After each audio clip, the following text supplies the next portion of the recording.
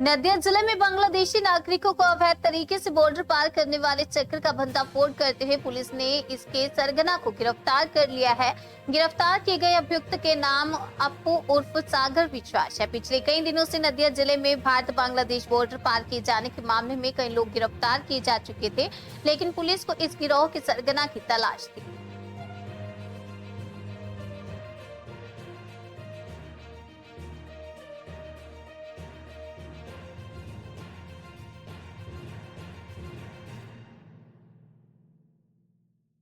पश्चिम मेदिनीपुर के चंद्रकोना इलाके में किराने की दुकान की आड़ में अवैध शराब चुल्लू के अड्डे पर गांव की महिलाओं ने जोरदार अभियान चला। बाकायदा दुकान में घुसकर महिलाओं ने तोड़फोड़ की है। बताया जा रहा है कि चंद्रकोना इलाके में असीत भुइया नामक एक व्यक्ति के घर के साथ किराने की दुकान है, लेकिन किराने की दुकान के आड़ में अवैध शराब यानी चुल्लू प्लास्टिक के पाउच में भरकर बिक्री होती है।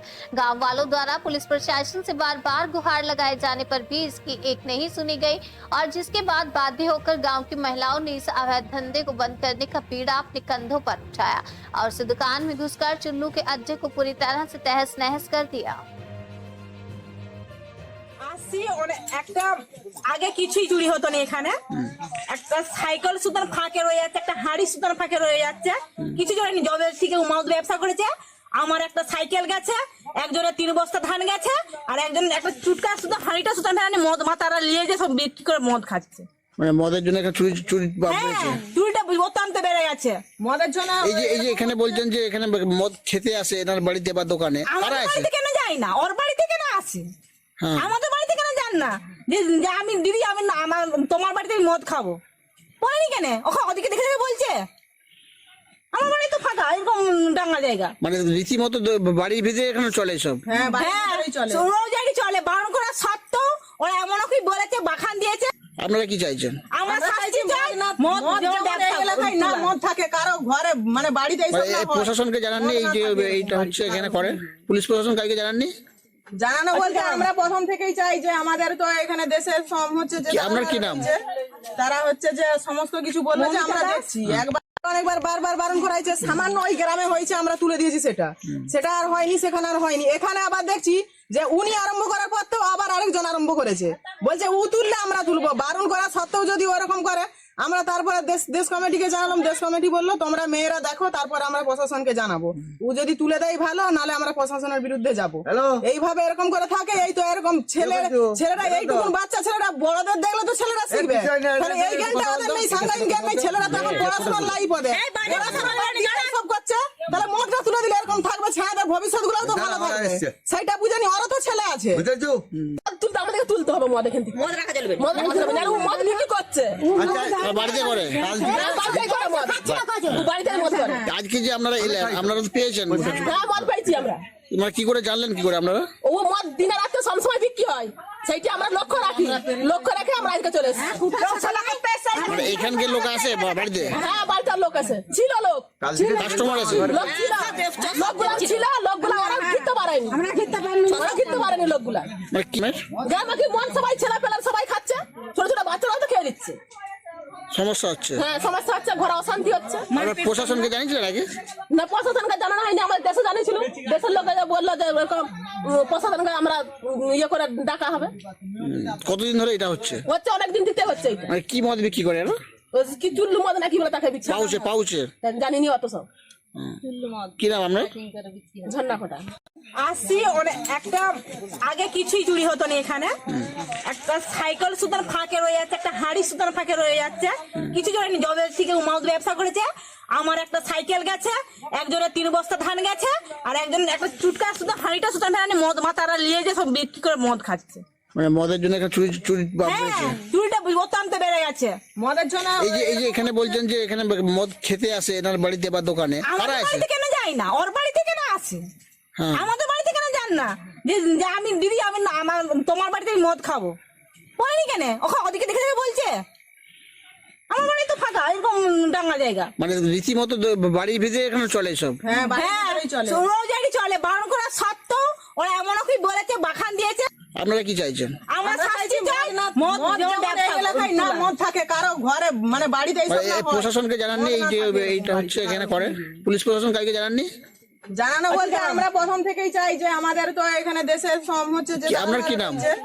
তারা হচ্ছে যে সমস্ত কিছু বলবে যে আমরা দেখছি, একবার অনেকবার বারবার বারণ করে। कुछ बिहार जिले में भारत बांग्लादेश सीमा के नजदीक एक किसान द्वारा मिट्टी की खुदाई के दौरान पाकिस्तानी मोर्टार मिलने से हलचल पैदा हो गई है।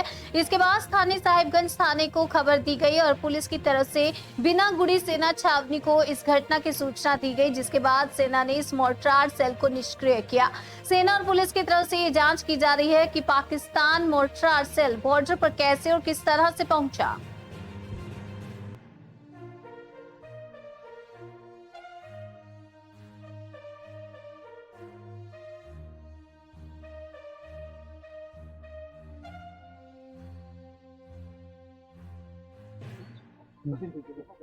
কি হয়েছে? গতকাল বিএসএফ এখানে কিছু কনস্ট্রাকশনের কাজ করছিল, সেই সময় একটি মাটি খুঁড়তে গিয়ে তারা দেখে একটি মর্টার রয়েছে। তা সেটা পাওয়ার পর সেখানেই তারা কর্ডন করে রাখেন জিনিসটাকে, এবং আমাদেরকে খবর দেওয়া হয়। আমরা সেখান থেকে বিন্নাগুড়ি আর্মি যে রয়েছে আর্মি ক্যাম্প, সেখানে আমরা যোগাযোগ করি। সেখান থেকে অর্ডিন্যান্সের যারা স্পেশালিস্ট আর্মিতে যারা আছেন তারা আজকে আসেন এবং মর্টারটিকে ডিসপোজ অফ করেন। खबर हुगली से है। तापसी मलिक सिंगूर कृषकों की जमीन की रक्षा के लिए अपने प्राणों को न्यौछावर कर दिया था। आज उनकी 18वीं पुण्यतिथि पालन किया गया। कामार कुंडू बाजमेलिया उज्जवल संघ के सामने पुण्यतिथि पालन किया गया। मंत्री बेचाराम मन्ना, तत्कालीन आंदोलनकारी सिंगूर कृषि जमीन रक्षा कमेटी के भी कई सदस्य उपस्थित होकर तापसी मलिक को श्रद्धांजलि अर्पित की। मंत्री बेचाराम मन्ना ने पुष्प भेंट कर श्रद्धांजलि अर्पित की। मंत्री बेचाराम मन्ना ने कहा, 18 दिसंबर 2006 आज ही के दिन हमारी आदिवासी महिला लड़ाकू नेत्री तापसी मलिक का तत्कालीन वाम सरकार के नेतृत्व में हत्या करवा दी गई थी। कोई सबूत ना बचे, परिवार के बिना आदेश लिए ही तड़ी घड़ी में शव को जला दिया गया था। आज का दिन हमारे लिए बहुत महत्वपूर्ण है। राज्य के मुख्यमंत्री ममता बनर्जी ने भी ट्वीट कर तापसी मलिक को श्रद्धांजलि अर्पित की। तापसी मलिक को सदैव श्रद्धा पूर्वक याद किया जाएगा। আজকে আমাদের সিঙ্গুরবাসীর কাছে এবং কৃষক সমাজের কাছে একটা অত্যন্ত বেদনাদায়ক দুঃখের দিন। আজকেই সেই 18ই ডিসেম্বর 2006 সালের এই দিনেই আমাদের আন্দোলনকারী নেত্রী তাপসী মালিককে ধর্ষণ করে জীবন্ত পুড়িয়ে মারা হয়েছিল। এই মৃত্যু সারা বাংলা, সারা ভারতবর্ষ আলোড়ন তৈরি করেছিল, বিশেষ করে কৃষক সমাজে। এবং তৎকালীন বাম সরকারের এই চক্রান্ত একটা ভিন্ন পরিবেশ তৈরি করেছিল। সেই দিনকে স্মরণ করে আমরা প্রতি বছরই, আজকে 18তম বর্ষে, প্রতি বছরই আমরা তাপসী মালিকের এই মূর্তির সামনে এসে তার মাল্যদান পুষ্পার্ঘ্যের মধ্য দিয়ে তাকে শ্রদ্ধা সম্মান জানাই। এবং তার মৃত্যু, শহীদের রক্ত যে ব্যর্থ হয় না, সেটা সিঙ্গুর আন্দোলন তার প্রমাণ। তার রক্তের মধ্য দিয়েই সিঙ্গুর আন্দোলনের জয় এসেছে এবং কৃষকরা জমি ফেরত পেয়েছে। তাই প্রতি বছরই আমরা আসি এবং প্রতি বছরই রাজ্যের মাননীয় মুখ্যমন্ত্রী, তৎকালীন কৃষক নেত্রী, তিনি টুইটের মাধ্যম দিয়ে এবং তাপসী মালিককে শ্রদ্ধা সম্মান জানাই। আমরাও যারা আন্দোলনকারী তারা প্রত্যেকেই আমরা আজকের দিনটিকে উপস্থিত থেকে আন্দোলনকারীদের সঙ্গে নিয়ে আমরা উপস্থিত হয়ে শ্রদ্ধা জানাই। আজকের এই শ্রদ্ধা অনুষ্ঠানে তার বাবা মনোরঞ্জন মালিক উপস্থিত রয়েছেন এবং তার বাড়িতেও গিয়ে আমরা সাক্ষাৎ করি প্রতি বছর। এবছরও আমরা তার বাড়িতে গিয়ে সাক্ষাৎ করব এবং তার পরিবারের প্রতি সমবেদনা জানাব। আজ आसनसोल नगर निगम में इस वर्ष की अंतिम बोर्ड मीटिंग हुई। चेयरमैन अमरनाथ चटर्जी की अध्यक्षता में बोर्ड बैठक हुई। बोर्ड बैठक के बारे में पत्रकारों को जानकारी देते हुए अमरनाथ चटर्जी ने कहा कि बैठक में कई अहम फैसले हुए। उन्होंने कहा कि हाउस फॉर ऑल के लिए जियो ट्रैकिंग करके लोगों तक आसानी से पैसा पहुंचाने का इंतजाम किया गया। उन्होंने कहा कि केंद्र सरकार द्वारा पैसा नहीं दिए जाने की वजह से अभी कुछ परेशानियां आ रही थी, लेकिन अब उम्मीद है कि वह परेशानी दूर हो जाएगी। इसके अलावा उन्होंने कहा कि डीवीसी द्वारा पानी नहीं छोड़े जाने की वजह से पिछले कुछ समय से आसनसोल नगर निगम क्षेत्र के कुछ हिस्सों में पानी की कमी देखी जा रही थी, लेकिन आसनसोल नगर निगम द्वारा वैकल्पिक इंतजाम किए जाने की वजह से इस कमी को काफी हद तक पूरा कर लिया गया है। आज के बैठक में जल विभाग के अधिकारियों को यह हिदायत देने की बात कही गई कि जो भी लंबित मामले हैं उनको जल्द से जल्द पूरा किया जाए। अमरनाथ चटर्जी ने बताया कि शहर को साफ सुथरा रखने को लेकर भी कुछ कानून बनाए गए हैं, कुछ परिवर्तन लाया गया है जिससे कि आसनसोल नगर निगम क्षेत्र को साफ सुथरा रखा जा सके। घर घर से कचरा उठाने को लेकर भी कुछ नियम यहाँ पर नए नियम लाने के बात यहाँ पर कही गई है। इसके साथ ही उन्होंने कहा कि शहर में ट्रैफिक जाम से बचने के लिए स्कूल के टाइम पर ट्रैक्टरों में लोहा बालू कोयला की लोडिंग अनलोडिंग को रोकने के बारे में भी फैसला लिया गया है। वहीं आज की बैठक में 127 प्लान भी पास किए गए। उन्होंने कहा कि कई लोग ऐसे हैं जो अपने निर्माण के प्लान को पास करवाना चाहते हैं। इस काम को जल्द से जल्द करने के लिए आज 127 प्लान भी तैयार किए गए हैं। मेयर विधान उपाध्याय ने कहा कि बोर्ड बैठक में आसनसोल क्षेत्र के विकास को लेकर चर्चा हुई। उन्होंने कहा कि छठ पूजा के आसपास आसनसोल नगर निगम क्षेत्र में पानी की काफी कमी हो गई थी। इसी की मुख्य वजह डीवीसी द्वारा पानी नहीं छोड़ा जाना था और उन्होंने कहा कि धीरे धीरे स्थिति सामान्य हो रही है। आज की कुल्टी इलाके से कुछ लोग पानी की समस्या लेकर आए थे। वहां पर कुल्टी सेल द्वारा पानी की आपूर्ति की जाती है, परंतु वहां पर भी पानी की आपूर्ति नहीं होने की वजह से लोगों को परेशानियों का सामना करना पड़ रहा है। फिलहाल वहां के लिए टैंकर का इंतजाम किया गया है। আজকের সভা আমরা প্রথমে আমাদের বিশিষ্ট কয়েকজন মানুষ মারা গেছেন। আমাদের এস কৃষ্ণান মারা গেছেন, মুখ্যমন্ত্রী, রাজ্যপাল এবং জাতীয় কংগ্রেসের বিশিষ্ট নেতা, এবং জাকির হোসেন ওস্তাদ জাকির হোসেন মারা গেছেন। আমাদের রতন চ্যাটার্জি মারা গেছেন আসানসোলে।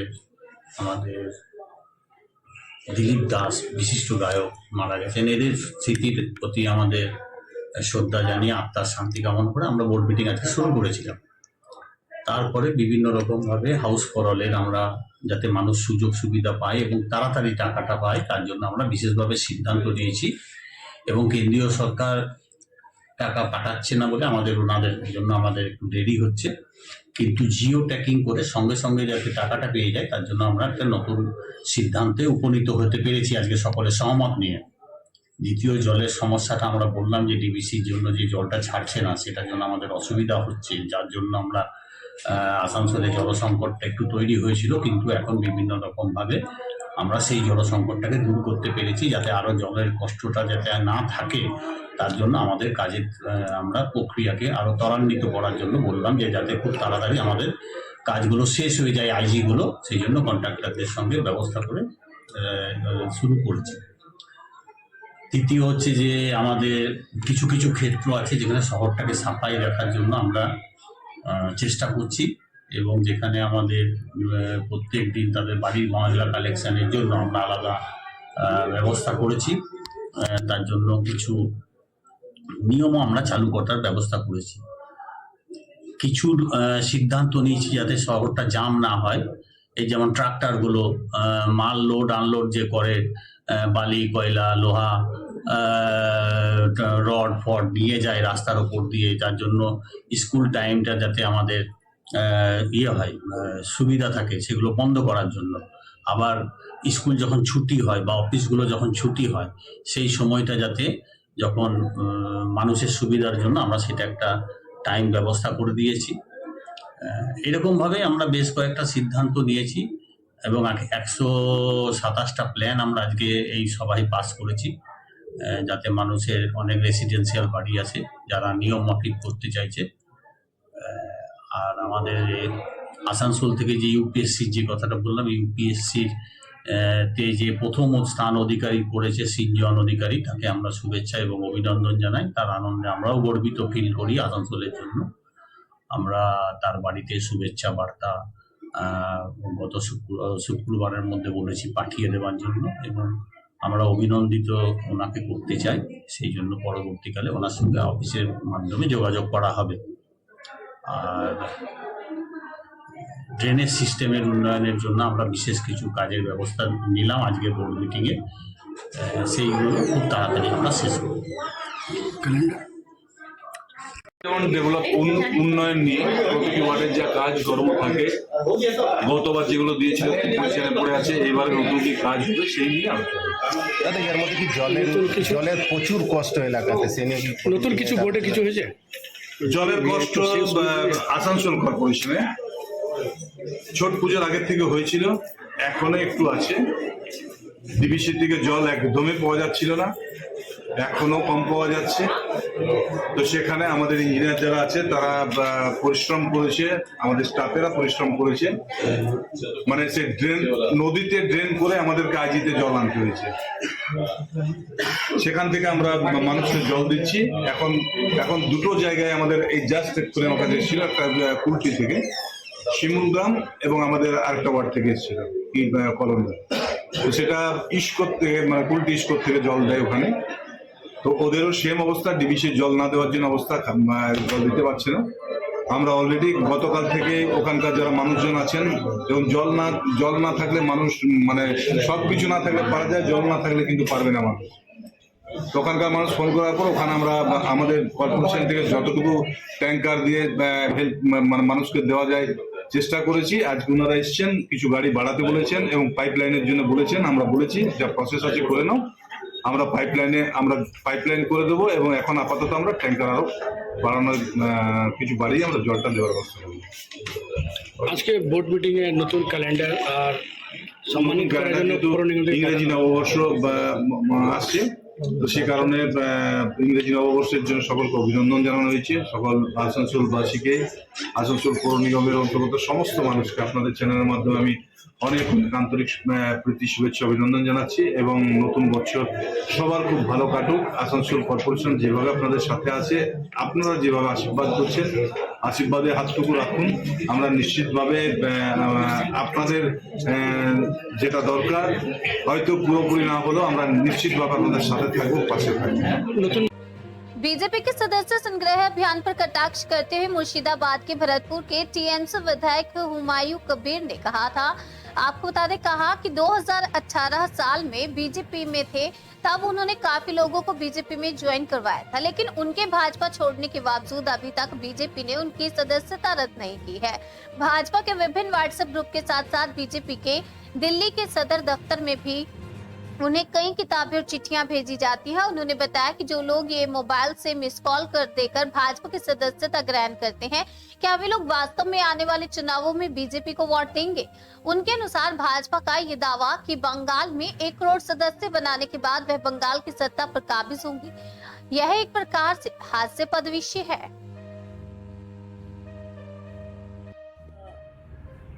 সেটা হচ্ছে যে একটা জিনিস বলুন যে আপনার কাছে কি এই যে 100 দিনের কাজ, যে 100 দিন সম্পূর্ণ করলেন নরেন্দ্র মোদী, সেই হিসেবে কোনো বই আপনার কাছে দিল্লি থেকে এসে পৌঁছেছে? গতকালকেই এসেছে, গতকালকেই রেস্ট্রি উইথ এডিতে প্রধানমন্ত্রীর যেসব কর্মসূচি, যে 100 দিনের কাজের যে পূর্ণতা, তার যে ম্যানিফেস্টোর যে বই গতকালকেই এসছে। আমি কালকেই দুটো বই রিসিভ করেছি, টাইম দিয়ে, ডেট দিয়ে। তো এটা হচ্ছে ভারতবর্ষের প্রধানমন্ত্রীর দপ্তর থেকে আসে, আমি ওগুলোকে নিয়ে নিই, রিসিভ করি সময়। হ্যাঁ, আমি 2019 সালের 17ই নভেম্বর বিজেপি ছেড়েছি। 2018 সালের 25শে জুন বিজেপিতে জয়েন করেছিলাম। দিল্লির দীনদয়াল উপাধ্যায়ের যে বিজেপির নতুন কার্যালয়, 7 স্টার হোটেলের মতো, সেই কার্যালয়ের 3rd ফ্লোরে কৈলাস বিজয়বর্গী, তখন আমাদের প্রভারী ছিলেন এই রাজ্যের, ওনার হাত ধরে, আর সহসভাপতি ছিলেন অরুণ কি নাম, তেনারা আমাকে ডাইরেক্ট জয়েন করে নিয়েছিলেন। দিলীপ ঘোষ রাজ্য সভাপতি ছিল, ওনাকেও ডেকেছিল কিন্তু উনি যাননি। তার জন্য ওনার গোসাও হয়েছিল যে আমি দিল্লিতে গিয়ে ডাইরেক্ট জয়েন করেছি, ওনাকে না নিয়ে জয়েন করে। তার জন্য উনি আমার বিরোধিতাও করতেন। আমার সিকিউরিটি অ্যালট হয়েছিল, তখন রাজনাথ সিং স্বরাষ্ট্রমন্ত্রী ছিলেন। আমার ছেড়ে দেওয়ার পরেও কি আপনার কাছে বিজেপি এখনও সব কিছু, এবং আমি সেই সময় বিজেপিতে পার্লামেন্টের কন্টেস্ট করার আগে আমি প্রায় 10,000 বিজেপির প্রাথমিক সদস্য ওই মিস কল দিয়ে আমি নিজেও হয়েছিলাম। 10,000 ছেলে মেয়েকে আমি মেম্বারশিপ করেছিলাম। এখনও তারা সেই মেম্বারশিপ আছে, তারা কেউ বিজেপি করে না, কেউ বিজেপি ভোট দেয় না। আমি তো 17ই নভেম্বর 2019-এ ছেড়ে দিয়েছি, কারণ 1 অক্টোবর এখানে অমিত শাহজি এসেছিলেন নেতাজি একটা জিনিস বলুন রুমেন্দা, সেটা হচ্ছে যে আপনি যে ছেড়ে দিয়েছেন তারপরেও বিজেপির যারা সদস্য তাদের কাছে যা যা জিনিস আসে আপনার কাছেও তাই তাই জিনিস আসে। হ্যাঁ, আমি তো আপনাকে বলছি মেসেজ আসে, আপনাকে তো এক্ষুনি মেসেজ দেখালাম যে ওনারা আমাকে আমার ফোনে এখনও ওই পার্লামেন্টারি ওদের দিল্লিতে যেসব সদস্যরা আছে তাদের যে কোর গ্রুপ, সেই গ্রুপের নাম্বারও আমার কাছে আছে, আমি এখনও ডিলিট করিনি।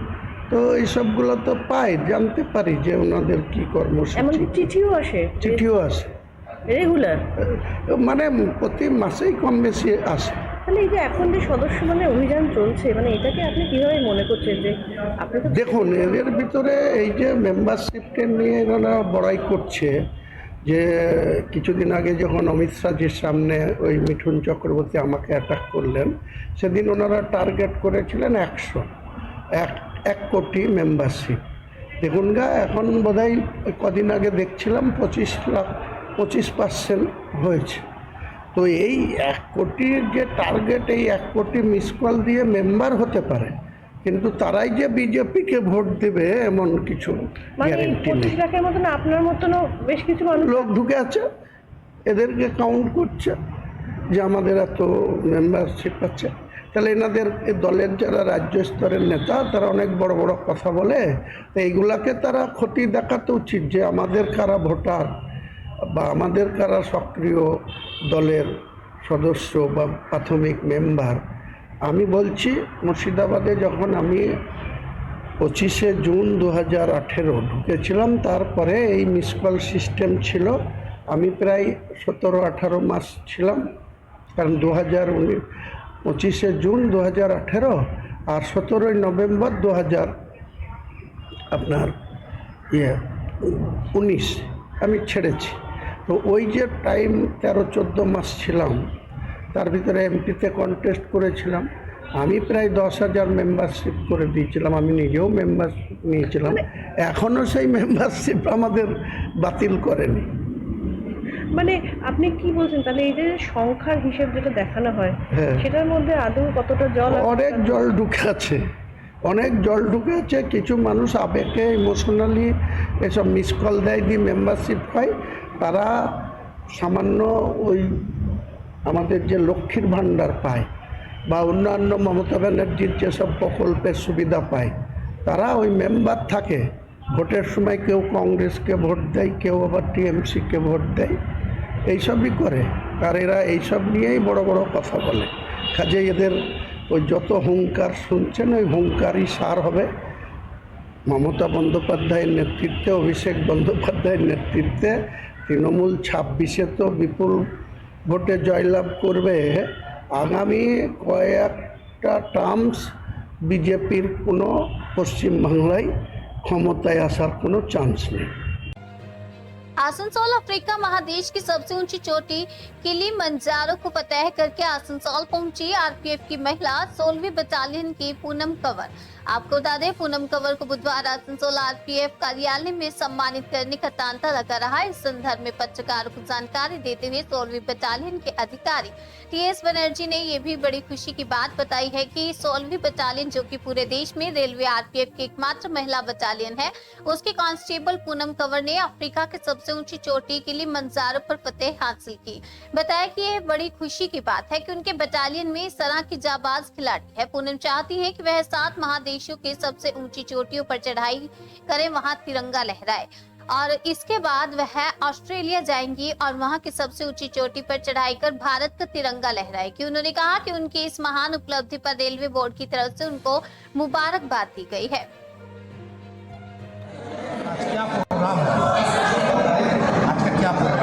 आज का प्रोग्राम ये है कि हम लोग हमारे जो 16वीं वाहिनी, जो आरपीएसएफ की महिला बटालियन है, पूरा इंडिया में एक ही महिला बटालियन, वो 16वीं वाहिनी आसनसोल है। और हमारे एक लेडी कांस्टेबल जिसकी नाम है पूनम कंवर, जो राजस्थान की है, वो माउंटेनियरिंग करती है और इसी माउंटेनियरिंग एक्सपीडिशन के दौरान उन्होंने अफ्रीका की सबसे ऊंची चोटी किलिमंजारो उसको फतेह किए हैं।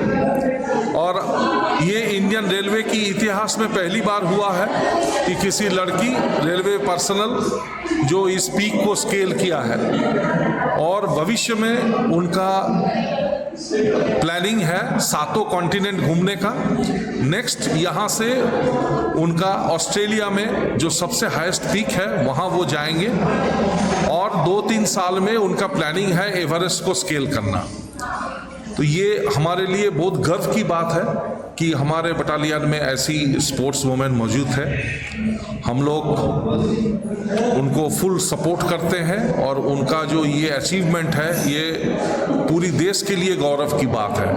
तो हमारे शुभकामनाएं उनके साथ है, वो आगे की जो भी एक्सपीडिशन करे उसमें सफल रहे ताकि हमारे बल का नाम जो है रोशन हो और देश का बाकी इनको देख के और भी हमारे लेडी जवान या जो भी टीवी सोशल मीडिया की थ्रू से जो भी इस प्रोग्राम को देखेंगे, कोई भी यंग लड़की इससे इंस्पायर होके आगे इसी टाइप का माउंटेनियरिंग को अपने कैरियर के रूप में चुने।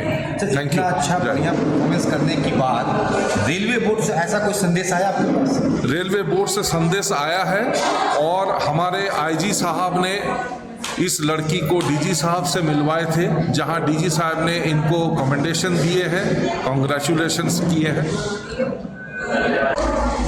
किस लिए आया और किस संस्था से आप आए? मैं भारतीय जीवन बीमा और स्टार हेल्थ से जुड़ा हुआ हूँ। पिछले 18 साल से मैं इस काम में हूँ और इस बटालियन में मेरे को आते हुए पिछले 10 से 11 साल हो गए हैं। और जब से लड़कियाँ ट्रेनिंग होकर आई थी, इन्होंने मुझे बहुत ही स्नेह दिया मेरे से। इन्होंने LIC के बारे में सब जाना समझा और आगे किया अपने भविष्य के लिए। तो आज मुझे बहुत खुशी है कि पूनम इनमें से एक लड़की जो बहुत आगे निकली, उसने पहाड़ की ऊंचाइयों को छुआ। तो मैं इस मौके पर आके उसको अपनी बधाई देता हूं और बटालियन में और सारे लड़कियों को उत्साहित कर रहा हूं कि उनमें से और कई पूनम आगे निकल के आएँ। आपका नाम? मेरा नाम परमजीत सिंह हुआ। मैं चितरंजन LIC ब्रांच से हूं और स्टार हेल्थ का भी काम करता हूं। नदिया के कृष्ण नगर में एक लॉज के मोटरसाइकिल गैरेज में एक भयानक आग लग गई। आग के कारण हालांकि जानमाल का कोई बड़ा नुकसान नहीं हुआ है, लेकिन तकरीबन कई मोटरसाइकिलें इस अग्निकांड में जलकर स्वाह हो गई। स्थानीय लोगों द्वारा, आपको बता दें, पुलिस और दमकल की सहायता से लगभग 200 मोटरसाइकिलों को वहां से निकाला गया। इस अग्निकांड के बाद इलाके के लोगों में हड़कंप मच गया है। दमकल और पुलिस के प्राथमिक जांच में बिजली के कनेक्शन के शॉर्ट सर्किट के कारण आग लगने का अनुमान लगाया जा रहा है। আগুন এখন ক্যাম্পিং ডাউন চলছে, আগুন control, fire control camping down চলছে। কিছু বাইক গ্যারেজ নয় এটা সম্ভবত, সেই গ্যারেজে ফায়ার হয়েছিল, আমরা আগুন পেয়েছি। এখন আমাদের ফায়ার কন্ট্রোল আগুন নেভে গেছে। স্যার, এই আগুনটা কিভাবে লাগতে পারে বলে আপনাদের অনুমান? না, আমরা ওটা বলতে পারি এখন সেরা ফরেন্সিক বলতে পারবে, কারণ আমরা এসে ফায়ার পেয়েছি, আগুন পেয়েছি, আমরা জল দিয়ে আগুনটা নিভিয়ে দিই, এক্সটিংগুইশ করে দিচ্ছি। নাম শফিকুদ্দিন মন্ডল, সাউথ অফিসের কৃষ্ণনগর ফায়ার স্টেশন।